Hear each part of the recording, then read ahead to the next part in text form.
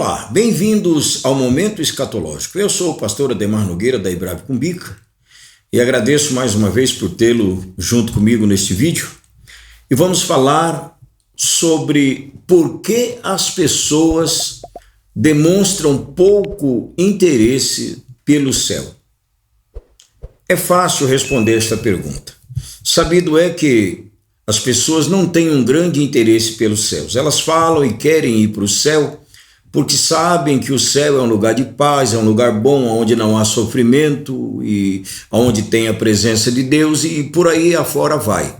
Mas não há na mente das pessoas algo tão forte que os atraia ao céu. O pensamento que paira na mente da maioria das pessoas, até mesmo de cristãos da igreja evangélica e até de outras religiões, é que o céu é um lugar sem muitos atrativos. Eu penso e entendo e tiro esta conclusão a partir do que eu em outros tempos pensava quando não conhecia a palavra. Eu pensava que o céu era uma igreja e que as pessoas ali no céu não tinham muitas coisas a fazer a não ser estar rezando, orando, cantando hinos de louvor a Deus e por aí afora. Era como se fosse uma igreja no momento de culto. Ora, é claro que quem gosta das coisas da igreja se sente bem com isso, mas a grande maioria das pessoas não gostam da igreja. Mesmo eu, as primeiras vezes que eu cheguei na igreja, a igreja era um ambiente que me causava um certo incômodo. Eu estava ali, sabia que precisava estar, que ouvia uma boa palavra, sabia até que precisava cantar, louvar a Deus e orar, pedir perdão dos meus pecados, mas confesso que essas coisas não me traziam nenhum prazer. Então, para mim, qualquer outro ambiente poderia me proporcionar muito mais alegria do que dentro de uma igreja, não é?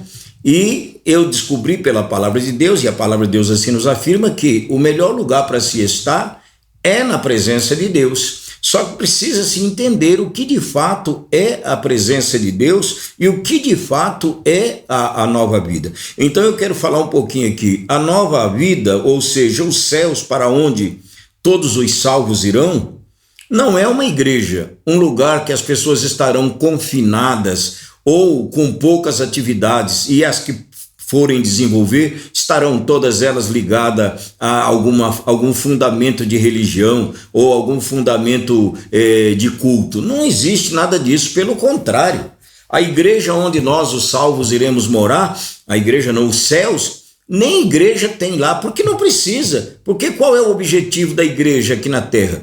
É um lugar, é um ponto de encontro do povo com Deus, onde as pessoas vão para conhecer a Deus, onde as pessoas vão para orar, se apresentar diante de Deus, pedir perdão pelas suas falhas, buscar as coisas que precisam conquistar, a cura, a libertação, bênçãos e etc e tal. Estas coisas, quando nós estivermos no céu, não vamos nem sequer orar por elas, porque não há necessidade. Eu vou pedir perdão pelo quê? Se eu já estou salvo. Eu vou pedir bênçãos quais? Se eu já tenho todas. Então eu vou pedir para ser curado do quê? Se não há doença. Então lá no céu, sim, há momentos para a gente agradecer, exaltar, cantar, louvar a Deus. Sim, quais são os cânticos que se cantarão no céu? Cânticos de exaltação à nossa vitória, como o cântico de Moisés, Êxodo 15, que canta a vitória de Israel sobre o exército de Faraó, o cântico de Débora, não é? O cântico de Ana, o cântico de Maria, e assim outros tantos cânticos que exaltam vitória, e não que fica fundamentado em pedidos de livramento, de perdão, de busca de bênção ou coisas assim. Então, para que vocês entendam melhor, eu quero ler Apocalipse capítulo 21, a partir do verso 9, para que o nobre amigo e amiga perceba que o céu não é uma igreja. O céu, ele é um reino, e um reino onde há muitas coisas a fazerem. E a capital deste reino chama-se Nova Jerusalém. Porém, os salvos não estarão confinados neste lugar. Ali é a cidade central, a capital do reino. Mas como salvos e como filhos e herdeiros de Deus e co-herdeiros com Cristo, teremos direito a nos locomover por todos os espaços da criação divina.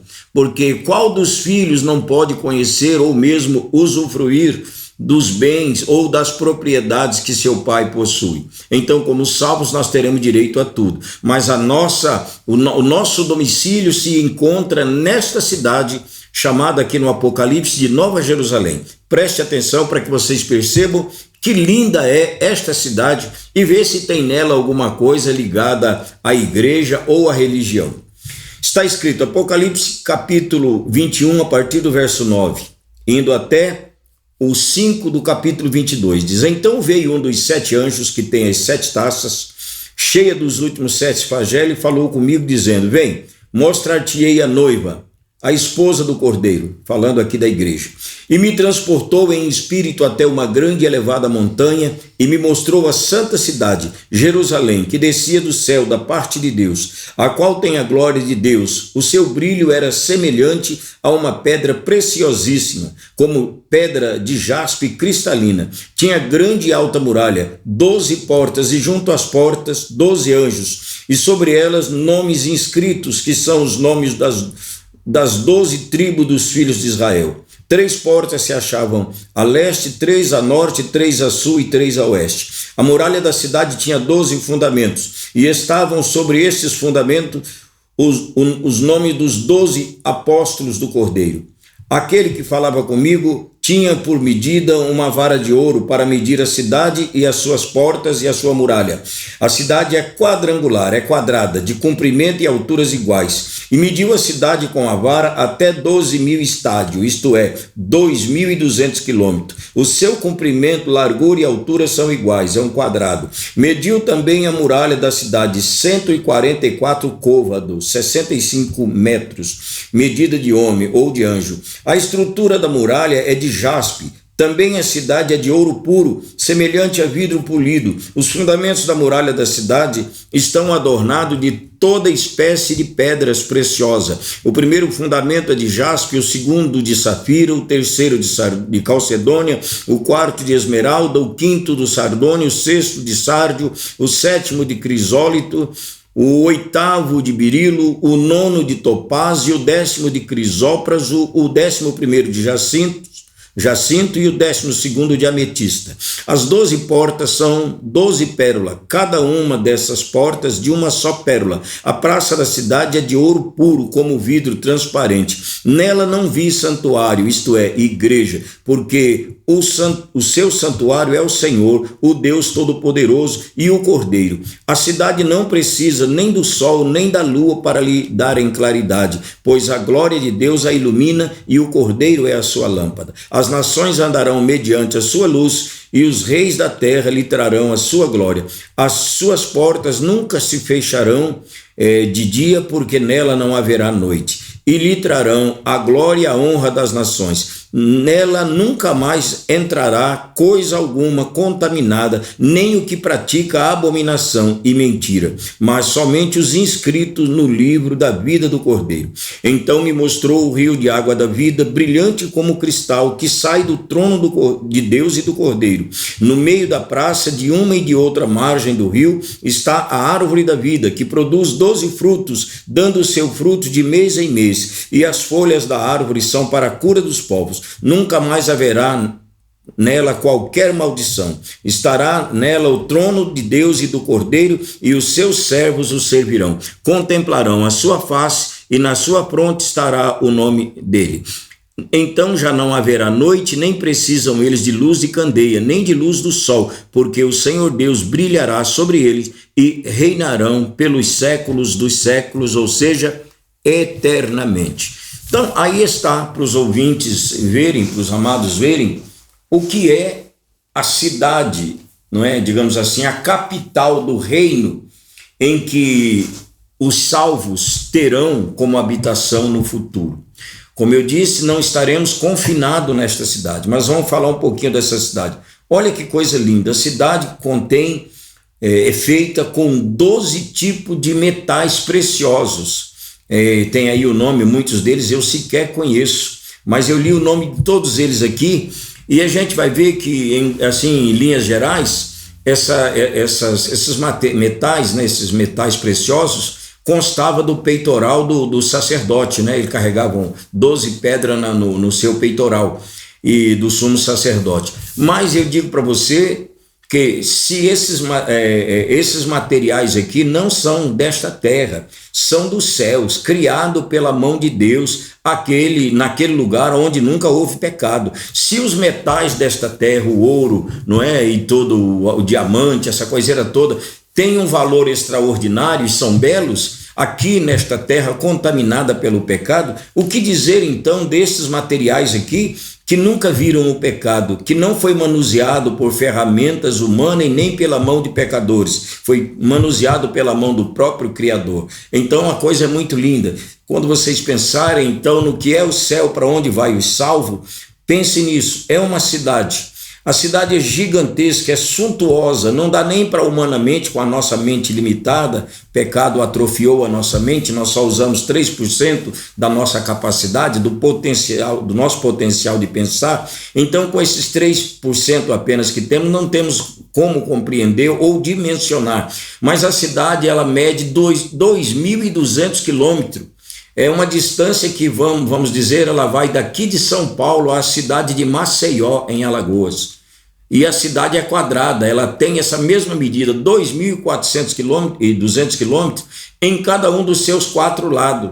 E também na sua altura. Não sei, não tem como explicar uma cidade com 2.200 quilômetros de altura, mas é o que diz aqui a palavra, e é literal isso aqui. Não venham dizer que isso aqui é figura de ilustração, figura de linguagem, não, é fato real. A cidade é suntuosa porque nela estarão habitando simplesmente todos os salvos de todos os tempos.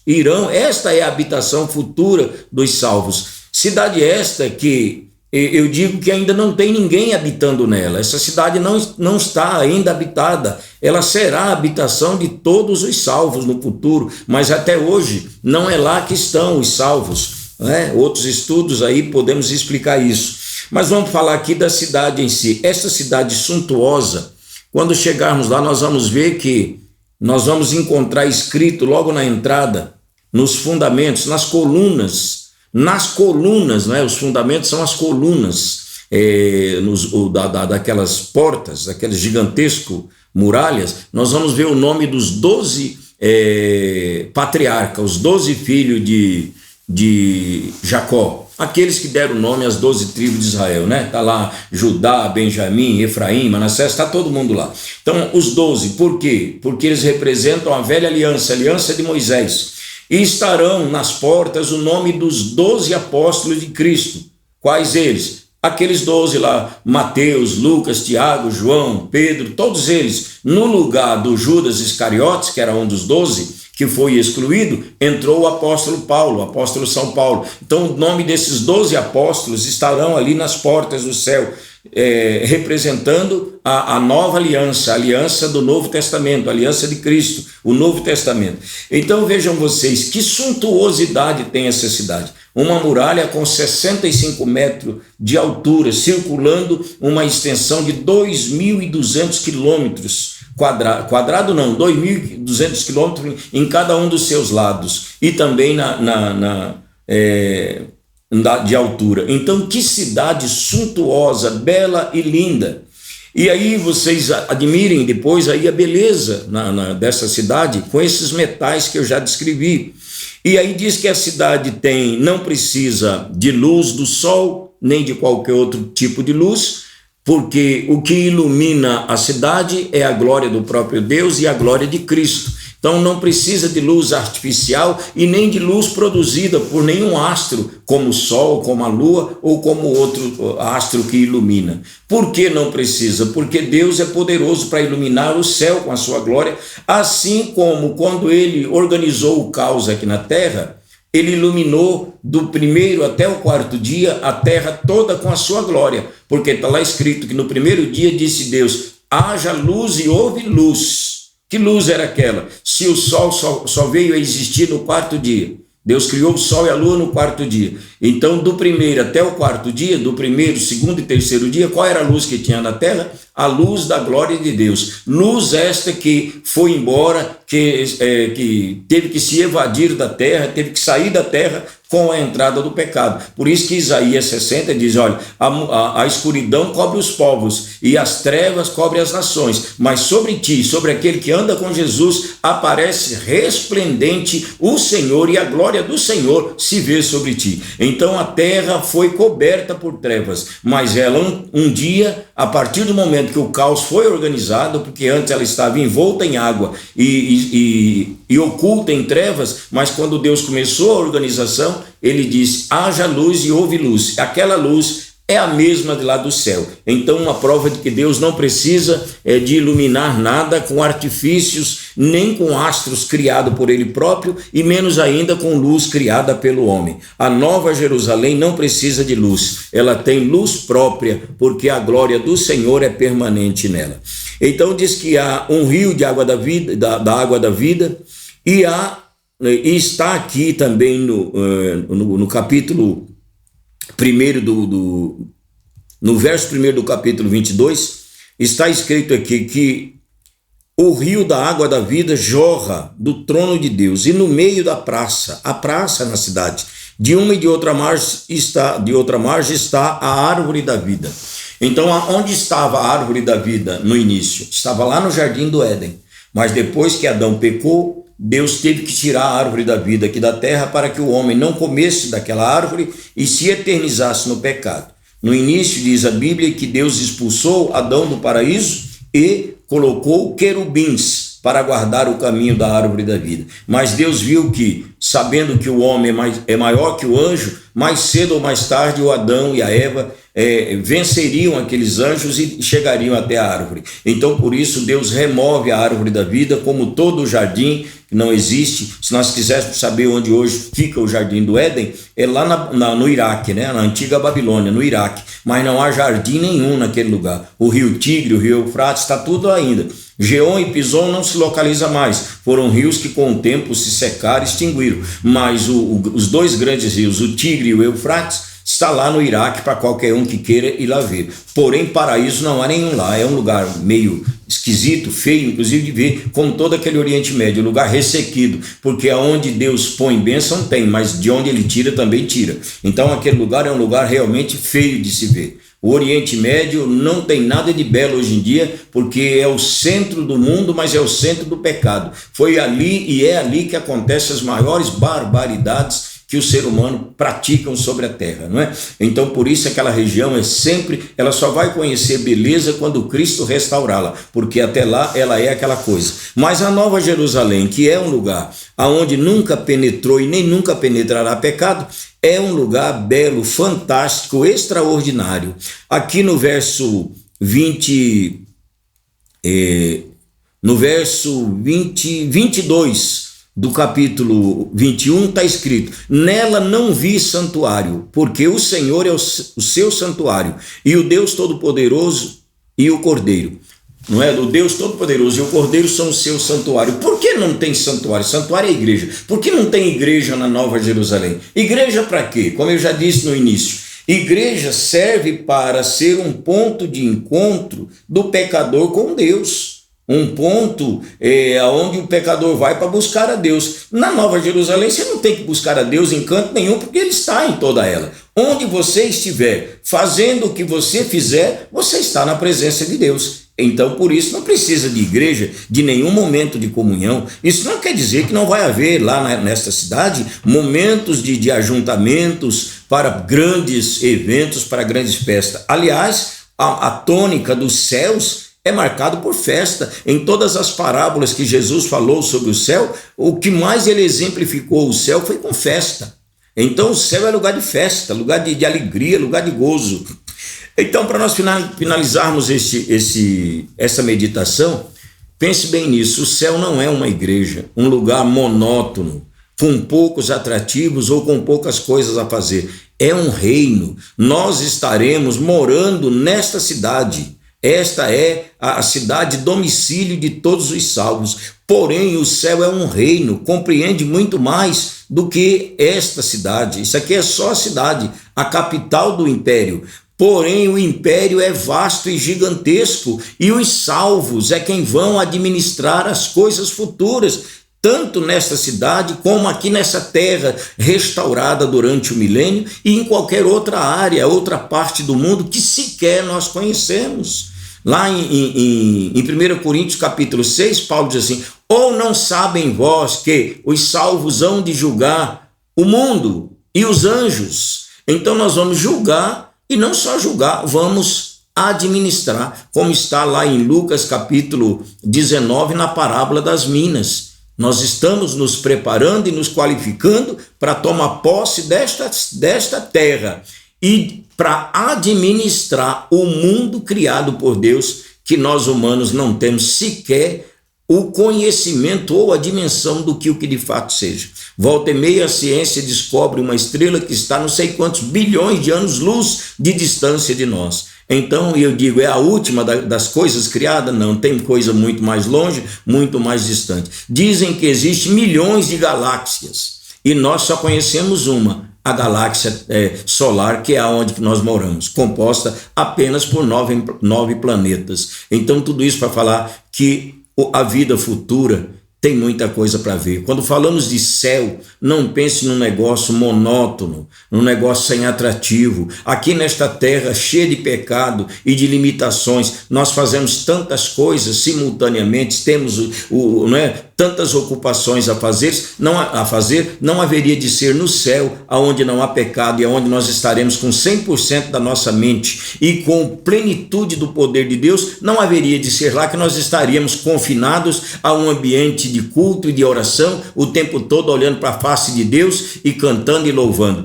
Isso não passa, não tem o menor fundamento. Isso aí é uma pequenez da mente humana, que não conhecendo a palavra, estabelece os seus próprios dogmas individuais, cada um fazendo na sua própria mente uma ideia do que seja as coisas, mas não é pelas ideias que você ou eu criamos ou fantasiamos, é a palavra que diz. E a palavra diz que o céu é um lugar lindo para onde aqueles que creem no Senhor irão e não ficarão apenas confinados, mas terão o direito de passear e de administrar toda a obra criada pelo Senhor. Se você gostou desse vídeo, fique atento a outros, compartilhe aí este vídeo com muitas pessoas. Tem muita gente que não tem interesse pelo céu, como eu disse, porque está pensando que o céu é uma igreja. O céu é uma igreja, vamos ficar lá rezando, olhando para a cara de Deus, dizendo que o Senhor é lindo, como eu te amo. Não, pense você, papai, mamãe, se você tivesse um filho ou uma filha que passasse o dia inteiro em pé na sua frente, olhando para a sua cara e dizendo: você é lindo, eu te amo, mamãe, eu te amo. Ia chegar uma hora que você dizer: meu filho, minha filha, procura outra coisa para fazer, que você já disse isso há muitas vezes, vai fazer alguma outra coisa. Então você não vai passar o resto da sua vida lá no céu, a eternidade, olhando para a cara de Deus e dizendo que ele é bonito, que ele é lindo, que você o ama. Pelo contrário, você estará produzindo, trabalhando e muito, muito mais do que nesta terra. Que Deus te abençoe, compartilhe esse vídeo e se inscreva no meu canal, porque tudo isso é bênção aí para a tua vida. Muito obrigado.